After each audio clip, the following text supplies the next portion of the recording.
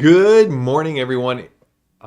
JM here. This is Behind the Screen. There's a show where we hang out, we talk about games, role-playing games, card games, board games, miniature games, games that are beautiful, games that inspire us. And there is nothing more inspiring right now than being a Savage Worlds content creator here in the month of February, because it is fast, fun, furious, frenetic, fabulous, Faraday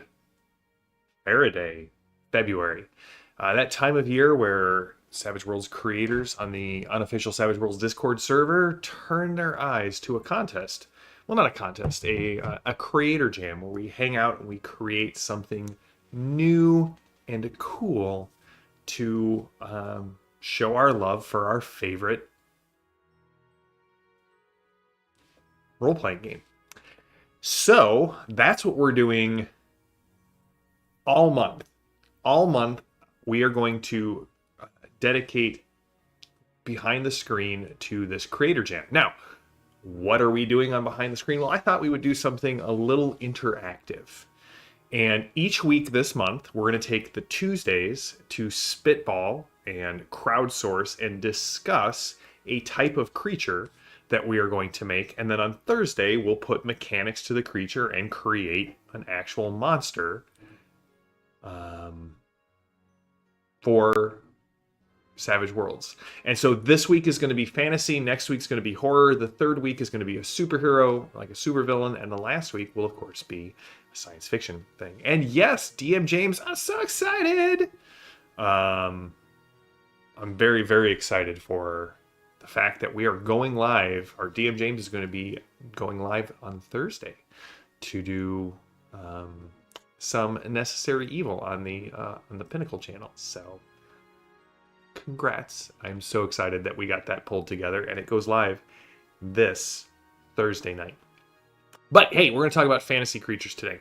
So I guess my first question is, we're thinking about this, what kind of monster should we be making for Savage Worlds? And as you think about that, speaking of monsters, I've just released my first Jackals PDF. It is available on DriveThruRPG. You can find it under Children of Tiam, T-I-A-M.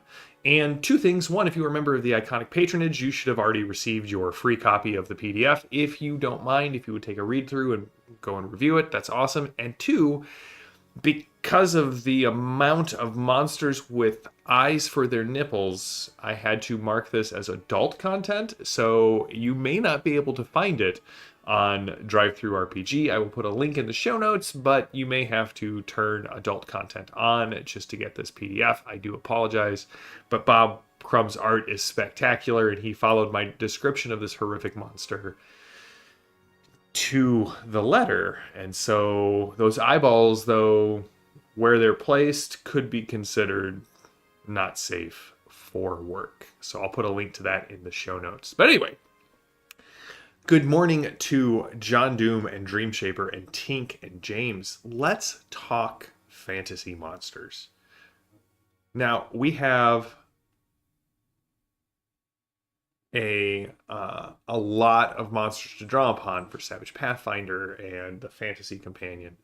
John Doom, though, already jumping in here. Hey! Ben, good to see you.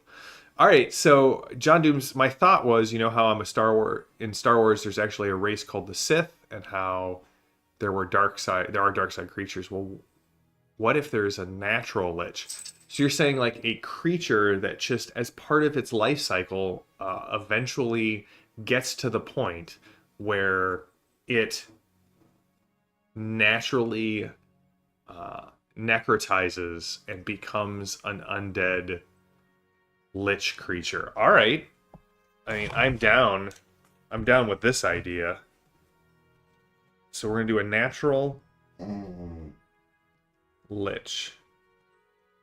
The iconic puppy is over here in the corner, not doing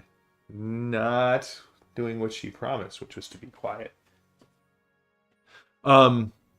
So, all right, so that kind of makes it feel like there should be two creatures, John Doom. That one should be the natural version of the creature, and two should be the post-necrotized version of the creature. And maybe maybe the basic creature is an extra,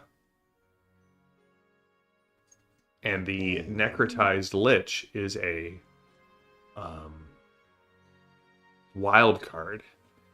Kind of like that idea. All right, so obviously this is a race of sorcerers. So do we do... Oh, okay, so we have a hive mind. So immediately I say we're making one creature and the chat says we're making two. Hive mind. So then I kind of see the extras should be a tough but physical foe, focused in on being the frontline shock troopers of we're gonna add an insectoid. So maybe there's actually like multiple stages, and we're gonna make the stage 1, which is kind of the drone soldier, and then we'll make a stage 4 or 5, which is kind of our like lich overlord or lich queen. Hey Mark, good to see you. All right, so drone, then lich queen, which will be a wild card. All right, so what sort of benefits should this hive mind give these creatures? Like all right, so two things. One, what causes the creature at the end of its life cycle to sort of become this necrotic lich? Are they parasites that live in people?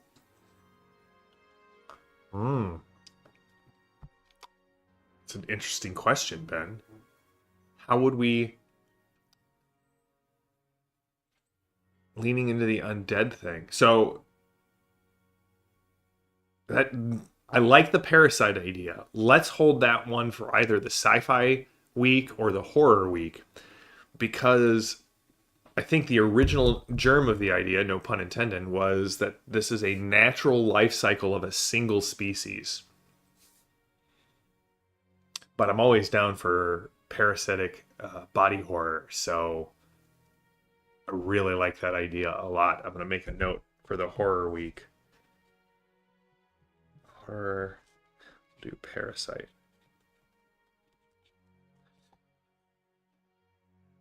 Oh yeah, the Necroscope series. That's a great series, DM James. Very few people remember the Necroscope series. All right. Maybe they took the Crow Mother's Month. Listen, you're gonna have to process that trauma on a different stream, Mark.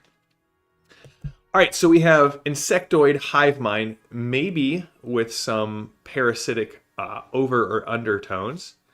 Reskane, thank you for joining. Or Reskane, thank you for subscribing to the channel. That's awesome. We have a hive mind. We have a series of creatures that are going to sort of move through their life cycles from kind of a soldier drone to this terrifying necro queen. Why lich? Because the magic from where they sup is very corrupt. Oh.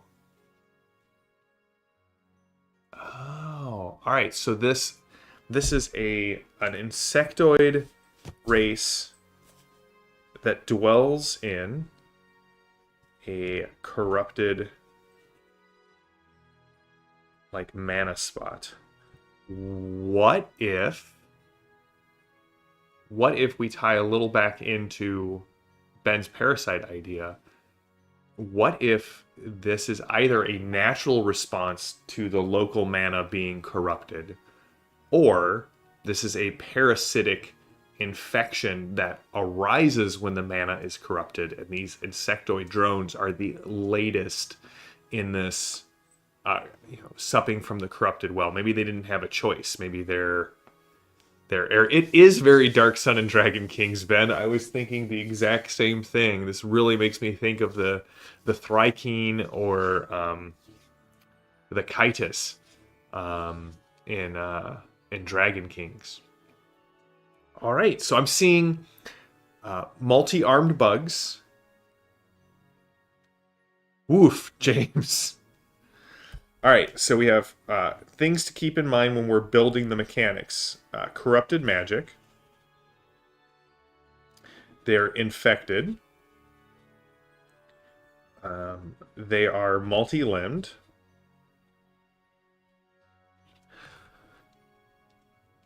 I kind of like the idea of, oh, like the that's from The Last of Us, right? But also like from actual uh, reality, where that fungus keeps forcing the infected creatures to let themselves be eaten by things that have higher neural responses, so that they can just keep moving up the food chain, as it were.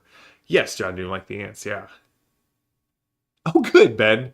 Thank you for that terrifying, terrifying. Um, of course, it only exists in a crypt in Europe. My guess, it was released from that lead-lined coffin in that was found under Notre Dame. So, multi-limbed. I think there should be. I think they should be vulnerable.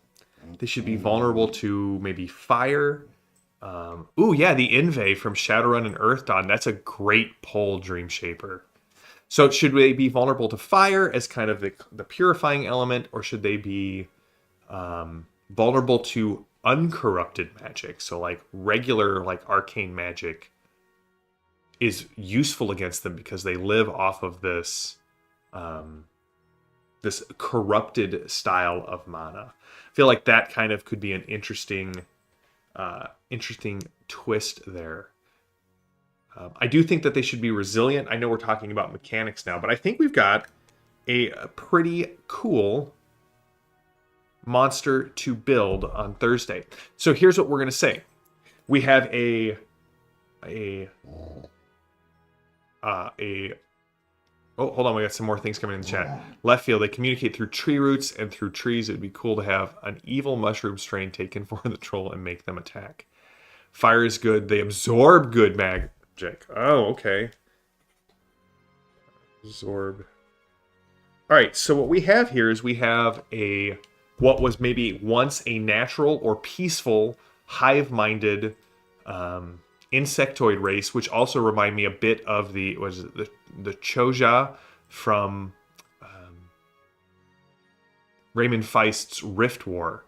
These insectoid people lived in hives around this area that became corrupted, probably by the death of a god or a major curse or a fallout of a magical war, with this corrupted mana kind of running down leyline stream, if you will, and corrupting and infecting this race. And so now we have this complete set of corrupted hive creatures that feed and live off of dark, chaotic, and corruptive magic. The drones are tougher and can absorb magic, but are vulnerable to fire. And the queens that have been completely necrotized are essentially natural liches who seek to expand this corruptive mana swamp, if you will, because they can only live and thrive within the corrupted mana. They can only exist outside of it for a short time, so they need to keep expanding their territory in order to increase their natural resources. So, that's the monster we're going to make on Thursday. Let's see if there's anything else here in the chat that we want to add into it.